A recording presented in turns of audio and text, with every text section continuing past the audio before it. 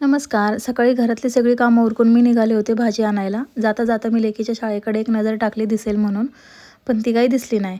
मग डायरेक्टली मी पोहोचले भाजी मार्केटमध्ये. तिथे मी भाजी घेतली. भाज्या खूप महाग झालेल्या आहेत.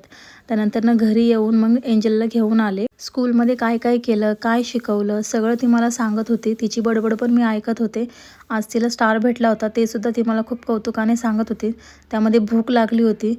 आणि आज तिला भाजी चपाती खायची नव्हती, म्हणून मी तिच्यासाठी पटकन असा शेवयांचा उपमा बनवला. तिला जेवू घालून झोपी घातलं. त्यानंतर मी माझ्या भाज्या धुवून ठेवल्या. ज्या पण मी मार्केटमधून भाज्या आणते त्या सगळ्या फळभाज्या मी धुवून ठेवते, जेणेकरून त्याच्यावरची माती वगैरे सगळी निघून जाईल. आणि मग रात्रीच्या जेवणाची तयारी करत असताना बघा, माझी पोरगी अशी माझ्या शेजारी बसलेली असते. ती कोणतंही काम करू दे, मी ती किचनवरच बसलेली असते. आणि मी इथे चपाती लाटायला घेतली की तिलासुद्धा चपाती लाटायचीच असते. ती तिच्या पप्पांसाठी रोज एक चपाती बनवते आणि त्यासोबत एवढा पसारासुद्धा करून ठेवते. तिला तिचं सगळं पीठ वेगळं हवं असतं, तेल वेगळं हवं असतं आणि गप्पा पण मारायच्या असतात. आणि हो, जेव्हा पण मी तिला किचनवर बसवते तेव्हा मी तिची पूर्ण काळजी घेते की तिला कुठल्या प्रकारची इजा नाही पोचणार.